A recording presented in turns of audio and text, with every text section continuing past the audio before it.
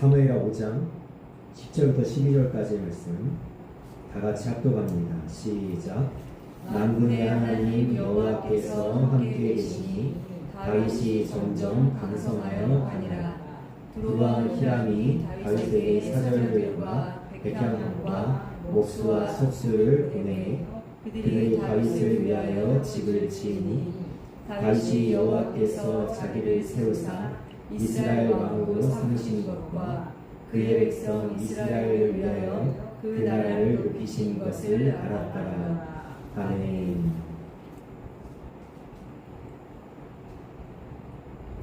우리 다윗에 대한 이야기를 본격적으로 들어가기 전에 이 부분을 좀 먼저 생각해 보면서 우리 말씀 속으로 말씀을 살펴보는 시간을 갖도록 하겠습니다.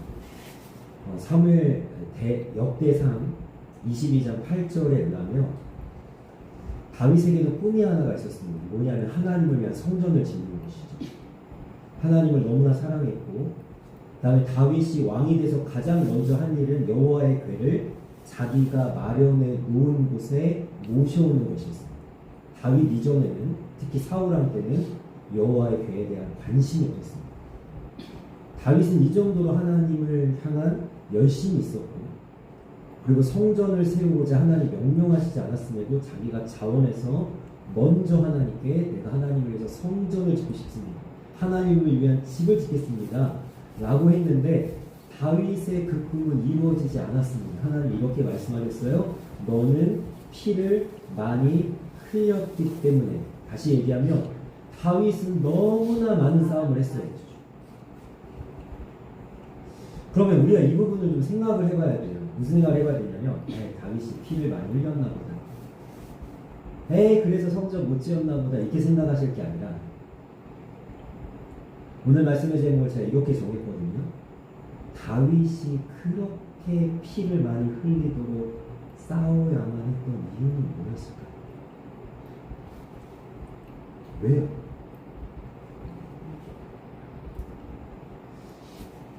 다윗은요,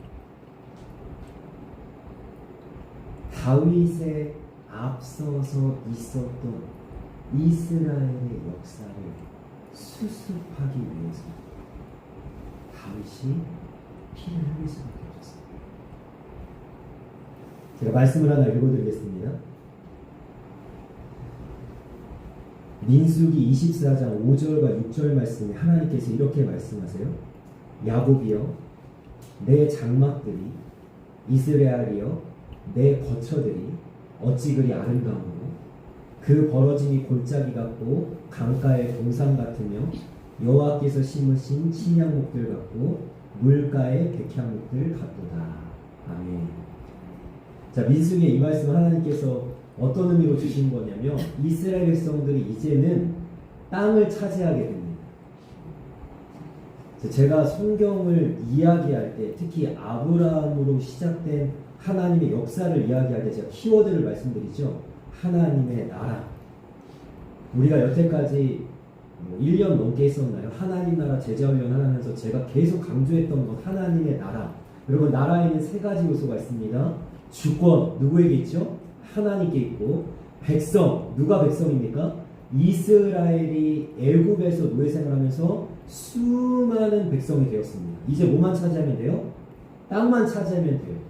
하나님에게는 소원이 있었습니다. 무슨 소원이 있냐면 이스라엘을 하나님의 백성으로 삼아 가나안 땅에 들어가서 강력한 하나님의 나라를 세우고자 했습니다.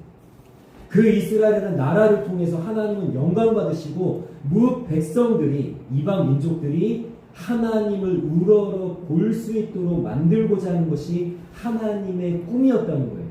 그런데 가나안 땅에 들어가서 이스라엘이 한 일이 뭐냐면 하나님만 경외하고 하나님의 말씀을 지키고 하나님의 뜻에 순종하는 것이 아니라 하나님이 절대로 섞이지 말라고 했고 쫓아가지 말라고 했고 숭배하지 말라고 했던 우상들 이방 민족들의 신들을 가져다가 하나님을 배반하고 하나님을 등지고 가나안 땅을 어떻게 했어요? 더럽혔죠. 좀 전에 제가 읽어드린 말씀처럼 하나님께서는 그 가나안의 이스라엘을 아름답게 또 더 아름답게 만들고자 하셨지만 이스라엘은 암몬에 있는 신, 모압에 있는 신, 블레셋에 있는 신, 에돔에 있는 신, 각가지 주변국에 있는 신들을 다 가져다가 강대해야 될 이스라엘이 어떻게 됐어요? 점점 연약해지기 시작하죠. 그럼 다윗이 왜 피를 많이 흘린지 아세요? 사사 시대에 망쳐놓은 이스라엘을 다윗이 회복하기 위해서였어요. 여러분, 이 사사기에 주변국들로부터 이스라엘이 괴롭힘 당하잖아요. 암몬이 쳐들어오고, 미디안이 쳐들어오고, 모압이 쳐들어오고, 블레셋이 쳐들어오고, 그래서 이스라엘은 패배하고 또 패배하고 또 패배하고, 그래서 점점 쪼그라들고 작아지고 너무나 초라해진 이스라엘을 하나님께서 다윗을 통해서 어떻게 하시는 거예요? 가는 곳마다 이기게 하시더라. 이 놀라운 말씀 안에는 다윗의 엄청난 고생과 수고가 담겨 있어요. 누가 망쳤죠? 다윗의 조상들, 이전 세대들이 망쳐놨고요. 특히 사울은 원래 하나님께서 블레셋을 완전히 멸하시기 위해서 불렀지만 블레셋과 싸우지 않고 누구랑 싸웁니까? 자기의 사위이자 가장 충성된 신복인 다윗과 싸우느라고 이스라엘을 하나님 원하시는 대로 세우지 않고 망쳐놨기 때문에 다윗이 피를 흘릴 수밖에 없습니다. 제가 이번 주 주일부터 이제 우리 성도님들과 함께 깊이 성경 읽기를 시작하면서 이제 성경을 어떻게 좀 보시면 좋을까라는 마음으로 이제 준비를 했어요. 오늘 이제 교회 와서 이제 시간을 들여서 정리를 하는데, 그러면 우리가 성도님들 같이 나눌 그 성경책은 뭐냐면 룻기입니다. 룻기를 다룰 건데요. 룻기 1장 1절부터 5절까지를 제가 본문을 실어놓고 이것만 해도 엄청난 많은 이야기를 다룰 수 있는데, 거기에서 특히 주목해야 될 것은, 여러분, 이스라엘 땅에서 흉년이 들어서 모압 땅으로 이주한 한 가족의 이야기를 룻기는 담고 있는데, 그 남자의 이름은 엘리멜렉이요, 그 아내의 이름은 나오미입니다. 여러분, 엘리멜렉의 이름의 뜻은 하나님은 나의 왕이십니다라는 뜻이고, 나옴이라는 뜻은 나의 기쁨이라는 뜻입니다. 여러분, 너무 좋죠? 부모의 이름은 너무 좋아요. 그런데 이들이 두 아들을 낳았는데 그 아들의 이름은 뭐냐면 말론과 기련입니다. 여러분, 이 뜻은 뭐냐면 질병과 황폐함의 뜻이에요. 여러분, 엘리멜렉과 나옴이라는 믿음의 1세대가 하나님은 나의 왕이고 하나님의 기쁨이 되는 이 집안이 다음 세대가 가면서 어떻게 됐냐면 질병에 걸리고 황폐해져서 말론과 기류는 어머니보다 먼저 세상을 떠나줍니다. 여러분, 우리가 만들어 놓는 하나님의 나라가 망가지고 무너지고 황폐해지면 이 책임을 누가 져야 되냐면 우리의 다음 세대가 져야 됩니다. 저는 저의 이전 시대가 세워놓은 부흥과 놀라운 하나님의 역사의 그 결실을 맛봤던 사람이에요. 저는 이전 시대에 빚을 진 사람입니다. 너무 아름다웠어요. 90년대 제가 열렬히 중고등부 때 그 교회를 참석하고 수련회를 가고 뜨겁게 성령의 체험을 했던 그 시대는 제 이전 시대가 새벽과 철야에 눈물을 뿌려 기도했던 그 부흥의 불씨가 저에게 남아있었던 시대입니다. 저는 감사하게 여겼어요. 그런데 우리는 우리의 다음 세대에 과연 무엇을 남겨주고 있는가 한번 생각해 봅시다. 우리가 다윗처럼 피를 흘릴 수밖에 없는, 싸울 수밖에 없는 이 황폐한 하나님의 나라 교회를 남겨주고 있는가? 아니면 내가 좀 수고롭고 고생스럽지만 내가 쌓아놓은 기도와 하나님 앞에 살아낸 성실한 믿음의 삶을 통해 우리 다음 세대가 풍성한 결실과 열매를 누리게 할 것인가 결정을 해야 돼요. 여러분, 다윗은 불쌍해요. 그래서 굉장히 멋지게 성경에서는 표현되어 있죠. 멋집니다. 하나님이 함께 하셨죠. 그래서 가는 곳마다 이겼죠. 오늘 10절 말씀에도 뭐라고 하냐면 강성하가 아니라, 여러분 너무나 멋지지만 하나님 왜 다윗에게 싸울 능력을 주시고 그를 강성하게 만들 수밖에 없었는가? 그 전에 망친 이스라엘을 수습할 수밖에 없었어요. 여러분, 우리는 다음 세대를 위해서 눈물을 뿌려 기도할 필요가 있어요. 우리는 우리의 자녀들을 위해서 정말 이들이 하나님 앞에서 내가 세워진 것처럼 믿음의 세대로 세워지기를 우리가 힘쓰면서 하나님 앞에서 정말 부르짖을 필요가 있어요. 왜냐하면 다윗과 같이 해서는 안 됩니다. 사사기 때문에 다윗이 이렇게 피를 흘립니다. 만약에 사사기가 없었다면 이스라엘의 가나안 땅에 들어가서 정말로 하나님 말씀하신 대로 기름지고 아름답고 놀라운 하나님의 나라를 잘 갖고 갔다면 다윗은 피 흘리지 않고 다윗 성전이 세워졌어요. 그럼 이것이 다윗에게 짊어진 굉장히 무거운 짐이었다는 사실을 우리가 기억하고, 우리가 정말 다음 세대를 품고 이 다음 세대를 온전히 세워갈 수 있는, 우리 주일마다 기도하지 않습니까? 믿음의 다음 세대가 일어나게 해달라고. 그것을 우리가 힘쓰는 우리 믿음의 모습이 있기를 주님의 이름으로 소망합니다. 오늘 말씀 속으로 좀 들어가 보면요,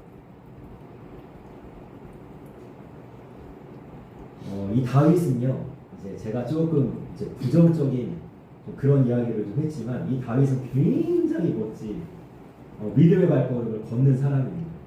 오늘 말씀 한번 읽어볼까요? 10절 말씀 같이 한번 읽겠습니다. 시작. 만군의 하나님 여호와께서 함께 계시니 다윗이 점점 강성하여 가니라. 아멘.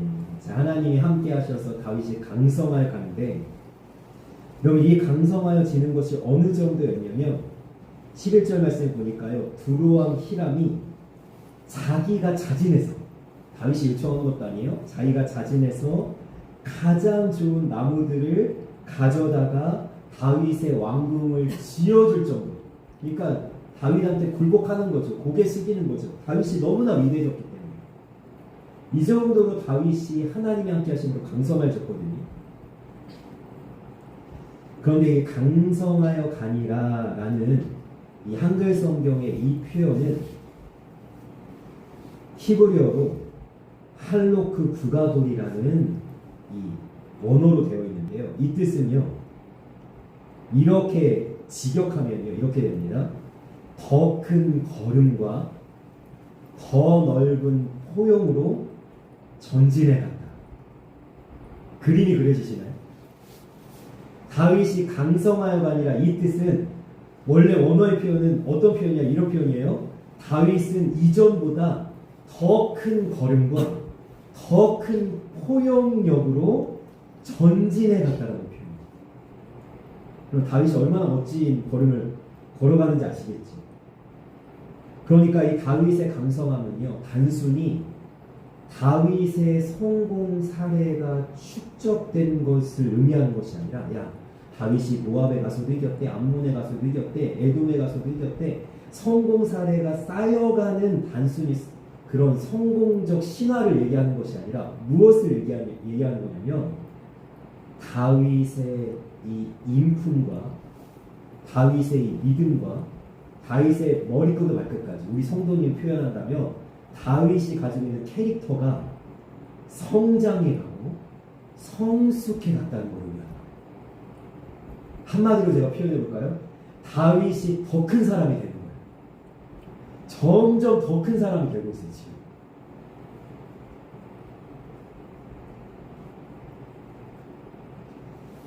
여러분, 이것은요, 더욱더 다윗이 다윗다워졌다라고 표현할 수 있을 것 같습니다. 우리가 이 다윗의 이야기를 보면 가는 곳마다 이겼다, 점점 강성하여 갔다 그러면 우리는 다윗의 겉모습만 이렇게 따라가고 싶은 유혹에 빠지기 쉽거든요. 야, 나도 다윗처럼 가는 곳마다 이겼으면 좋겠어. 나도 다윗처럼 이런 성공 사례들을 나도 쫓아가면 좋겠어. 다윗처럼 높아지고 올라가고 이렇게 막 명성이 막 유명해지는 막 그런 모습이었으면 좋겠어. 단순히 그게 아니라요. 다윗은 자기가 처음에 하나님을 향해서 가졌던 그 중심을 단 한 번도 잃어버리지 않은 채 그것이 점점 더 어떻게 됐냐면 확장되어 갔다고 이야기합니다. 이것은 전혀 다른 차원의 강성함입니다. 단순히 다윗이요, 손을 대는 사업마다 많은 돈을 벌었다, 아니면 손을 대는 어떤 일들마다 뭐 잘됐다 이런 표현 정도가 아니라 다윗 자체가 하나님을 향한 그 아름다움을 전혀 놓치지 않고 성장과 성숙을 거듭해 갔다는 것을 의미합니다. 우리가 너무나도 잘 알다시피 나도 그렇지만 우리가 짧지 않은 인생을 살면서 무엇을 깨닫습니까? 사람은 잘 변하죠. 인생의 변화에 따라 목적도 변하고 초점도 본질도 변합니다. 그래서 뿌리와 쉽게 단절되는 경우가 있어요. 누가 그랬죠? 사울왕이 그랬죠. 스스로 낮게 여겼을 때에 하나님께서 그를 왕으로 세움과 동시에 그는 뭐예요? 소심을 잃고 겸손함을 잃고 망가지는데, 다윗은 하나님을 향한 순수한 마음으로 시작된 자신의 이 믿음의 걸음이 고난을 당해도 왕이 되어서도 전혀 달라지지 않았다는 겁니다. 오랜 세월이 지나도요, 인생의 핵심 단어를 똑같이 적어내려가는 사람들은 아름답습니다. 어떤 단어들이 있을 수 있을까요? 사랑, 사명, 부르심, 순전함, 예배, 성교, 부흥, 목마름. 우리가 하나님을 향해서 가져야 되는 이러한 순수함의 이 단어들이 전혀 퇴색되지 않고 세월이 지나감에 따라 오히려 그것이 성장해가고 성숙해가는 사람이 하나님 보시기에 아름답다는 거죠. 다윗이 바로 그런 사람이었어요. 더 큰 발걸음과 더 큰 포용력을 가진 강성하여짐을 이룬 이 다윗은요, 우리가 알다시피 블레셋과의 전쟁에서도 사울 왕과의 고난 속에서도 다윗은 혈기를 부리거나 아니면 자신의 감정을 내세우거나 아니면 자신의 욕심을 채우려고 하는 그런 모습이 나타나지 않습니다. 다윗은 늘 한결같이 하나님 앞에서, 호람대로 하나님 앞에서 자기가 어떤 모습과 어떤 선택을 가져야 될지를 생각하고 하나님 보시기에 심히 좋은 모습, 하나님의 마음에 맞는 모습으로 결정하고 선택했다는 사실. 그래서 이 다윗이 아름다운 거죠.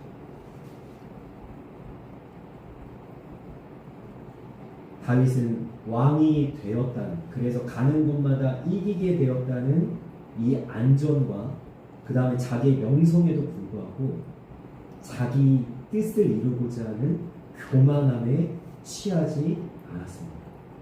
다윗의 대단합니다. 이집트 기자에 쿠프왕 피라미드라는 것이 있는데요, 고대의 세계 7대 불가사의 중에서 유일하게 원형이 잘 보존된 건축물이라고 합니다. 바벨론의 공중 정원과 올림피아의 제우스 신선, 파로스 섬의 등대와 같은 인물은 기록상 역사만 남아있을 뿐 실물이 보존되지는 못했어요. 근데 유일하게 실물이 보존된 것은요, 이 쿠프왕 피라미드라는 건데요. 왜 그런가? 이 다른 것들은요 다 지진이나 자연재해나 아니면 전쟁 같은 이러한 일들로 인해서 다 무너져 내렸다는 거예요. 근데 쿠프랑 피라미드만 남았어요. 그 미술가 앙규철이라는 분이 사물의 뒷모습이라는 책을 통해서 쿠프왕 피라미드는 어떻게 수많은 불가사의의 그 다른 건물들이 원형을 유지하지 못할 때 여전히 원형을 유지한 채로 지금까지 우리에게 이렇게 눈에 보이는 건축물로 남아있을 수 있는가? 이렇게 설명을 합니다. 피라미드의 단호하고 명료한 기하학적 형태에는 더 이상 덧붙이거나 덜어낼 것이 없다. 무너지지 않는 것만이 유일하고 최종적인 목적인 것처럼 피라미드에는 무너질 것이 아무것도 없다.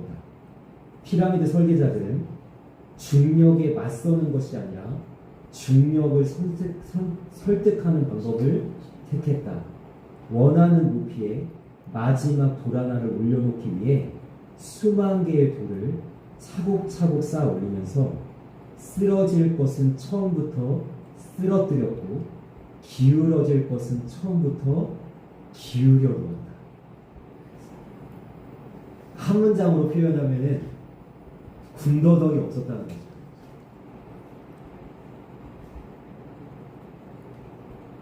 다윗은 고난 속에서도 무너지지 않았고 성공 속에서도 교만함에 빠지지 않았는데 왜 그러냐면 쓸데없는 것이 다윗에게 다 배제됩니다.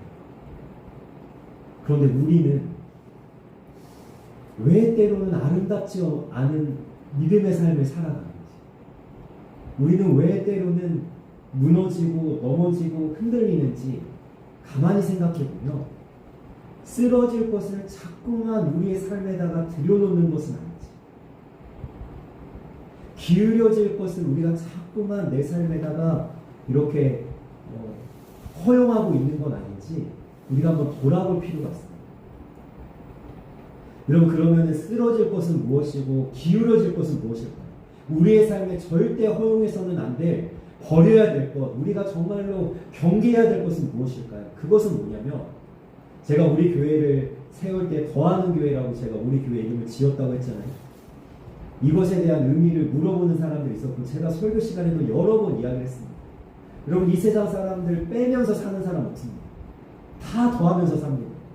더 잘 먹고, 더 잘 살고, 더 부유해지고, 더 성공하고, 더 유명해지기 위해서 살아요. 다 더하면서 사는 거예요. 그런데 제가 가만히 생각을 해보니까 다 더하면서 사는데 다 자기에게 유익한 것은 아니더라고요. 그래서 우리가 기억해야 될 말씀은 뭐냐면 전도서 5장 15절에 보니까 우리는 아무것도 가져온 것이 없으되 아무것도 가져갈 것이 없고요. 창세기 3장에 보니까 우리는 흙으로 왔으되 흙으로 돌아가기 때문에, 그러면 무슨 얘기냐면 죽어서 놓고 갈 것, 가져가지 못할 것, 주머니 속에 아무것도 가져가지 못할 것을 우리가 추구하며 살기보다는 그건 우리가 살아있는 동안에 필요하죠. 그것보다는 영원한 것, 하나님을 향한 것, 하나님을 믿음으로 우리가 신앙의 걸음을 걸어 나가는 그 영원한 것을 우리가 더하면서 살아야 된다. 다윗은 무엇이 더 중요한지 알았습니다. 우리는 어쩌면요, 더덕더덕 세상의 것을 우리의 삶에 붙여가고 있는 거죠. 자꾸만 나의 어떠한 것을 내세우면서 나의 어떠함을 자꾸 주장하면서 하나님은 작아지고 나는 점점 커지고 있는지도 모르겠어요. 왜 다윗이 하나님의 마음에 맞는 사람이냐면 다윗은 늘 하나님 앞에 작은 자로 살았기 때문에, 하나님이 주인이고 자기는 종이고, 하나님은 왕이고 자기는 백성이고, 하나님은 목자고 자기는 양일 뿐이라는 사실을 늘 기억했기 때문에 자기의 포지션, 자기의 자리, 자기의 위치가 어디에 있는지를 늘 인식하며 살았기 때문에 다윗은 어쩌면 군더더기 없이 가장 큰 걸음과 가장 큰 표현력으로 강성하여진 것은 아닙니다. 우리가 이러한 믿음의 삶을 살기 원합니다. 그리고 사탄은요, 우리에게 자꾸 쓸데없는 생각들을 집어넣기 시작합니다. 너 이것도 필요하잖아. 너 이것도 좀 있어야 되지 않아? 너도 다른 사람처럼 이런 것 좀 추구해야 되지 않아? 여러분, 그것이 좋아 보일 때가 있을 거예요. 그것을 나도 좀 쫓아가 볼까 생각이 있을 거예요. 그때 하나님 앞에 물어봐야 됩니다.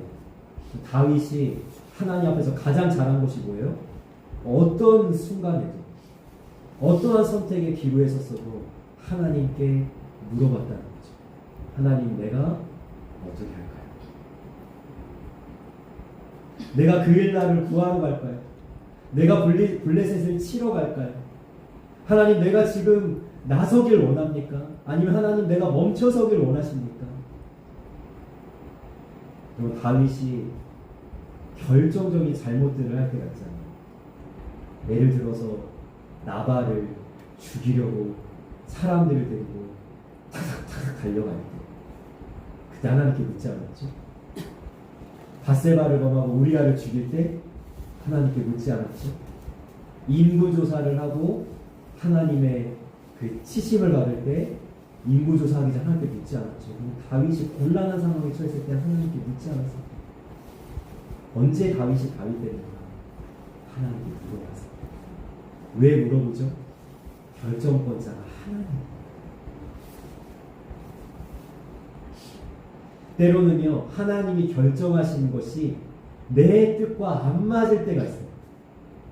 하나님이랑 나랑 부딪힐 때가 있어요. 우리 성도님이 요즘에 가장 자주 하시는 이야기가 야곱이 하나님과 씨름했던 이야기인데요.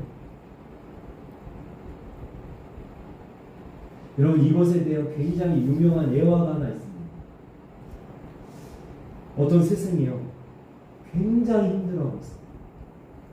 아마 그 어떤 종교인지 뭐 유교적인 건지 모르겠지만 아마 뭐 돌을 닦는데 굉장히 뭐 어려움이 있었나 봐요. 뭐 유혹이 있었는지 아니면 자기 감정이 나왔는지. 스승이 너무 힘들어하니까 제자가 물어봅니다. 왜 이렇게 힘들어하십니까? 신앙적으로 표현하면 이 스승이 이렇게 대답해요. 뭐라고 대답하냐면, 나 하나님하고 씨름하고 있다. 그 제자가 이렇게 스승에게 묻습니다. 그럼 이기기를 원하세요? 스승이 대답합니다. 아니, 하나님한테 나는 늘 지기를 원한다.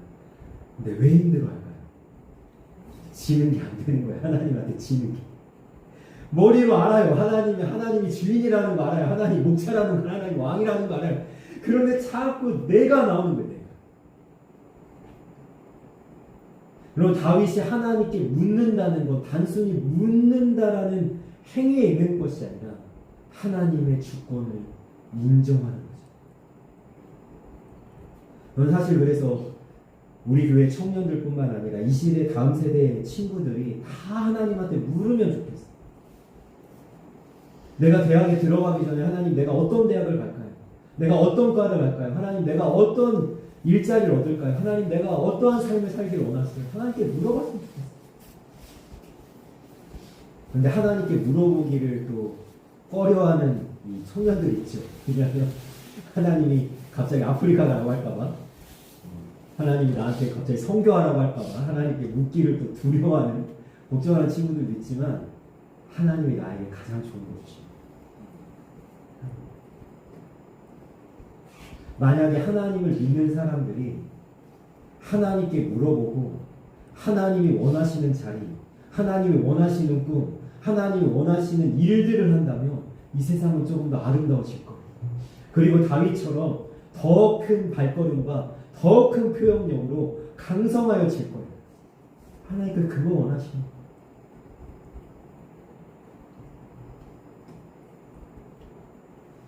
이 다윗이 강성하여짐으로 이루어진 일이 뭐냐면요,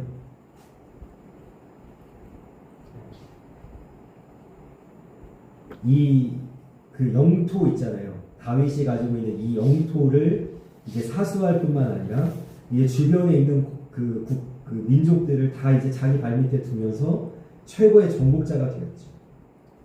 그래서 이 이스라엘이 다윗의 시대에는요, 광범위한 교역로를 건설하여 주변 지역으로부터 물자를 활달히 공급받았을 뿐만 아니라 이 상업도를 통해 아시리아, 아라비아, 이집트, 페니키아 등의 먼 나라로부터 엄청난 물자와 부가 이스라엘로 흘러 들어왔습니다. 그래서 솔로몬 시대에 어떤 일이 일어났어요? 은을 귀하게 여기지 않죠. 아주 금이 그냥 흔해가지고 엄청난 부귀영화를 누리지 않습니까? 그래서 다윗 시대에요, 이전에 누려보지 못한 문화가 유입되고 다윗의 권세와 자원을 훌륭하게 활용하고 조직적으로 경영하여 당시 근동세계의 가장 강력한 군주가 됩니다. 그의 통치에는 변함없는 목적의식이 함께했고 다윗 이전의 이스라엘의 영토보다 10배나 확장된 가장 강력한 이스라엘을 다윗이 만들어냅니다. 근데 여기서 중요한 것은 다윗이 강성하여져 이루어진 결과보다 다윗이 하나님의 앞에 하는 고백입니다. 12절 말씀. 12절 말씀 같이 읽겠습니다. 시작. 다윗이 여호와께서 자기를 세우사 이스라엘 왕으로 삼으신 것과 그의 백성 이스라엘을 위하여 그 나라를 높이시는 것을 알았더라. 아멘. 성경에서 3번은 완전수거든요. 엄청난 강조입니다. 보십시오. 다윗이 여호와께서 자기를 세우사 이스라엘 왕으로 삼으신 것과, 자, 주어가 누구죠? 하나님이죠.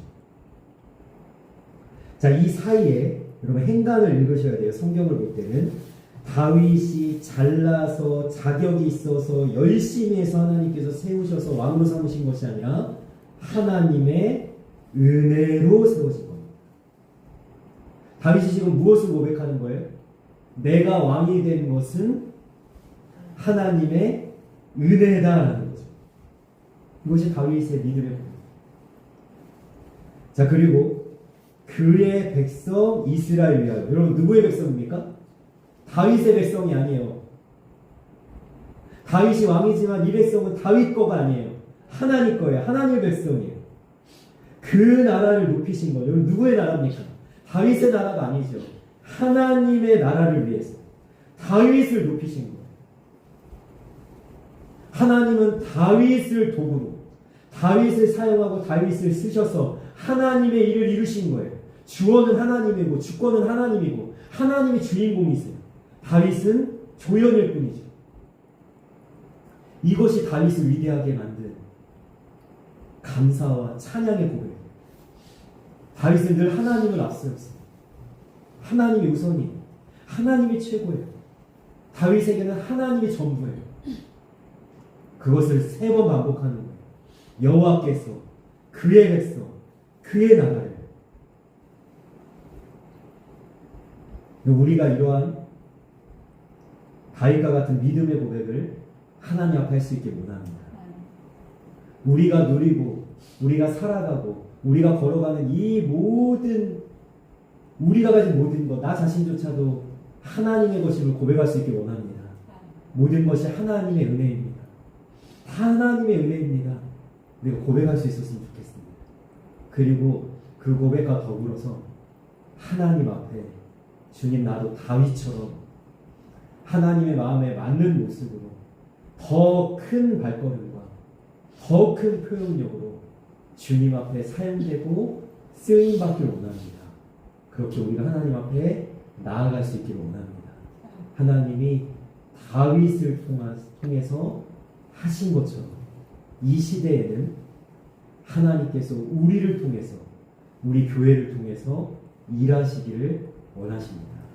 다윗이 자기 자신을 하나님께 드려서 다윗을 통해 놀라운 축복의 은혜가 더해진 것처럼 우리도 우리 자신을 하나님께 드려서 우리를 통해서 하나님의 놀라운 은혜의 축복이 우리 주변에 이 나라에 전 세계에 흘러넘치는 놀라운 하나님의 역사가 일어날 수 있기를 주님의 이름으로 간절히 소망하며 축원합니다.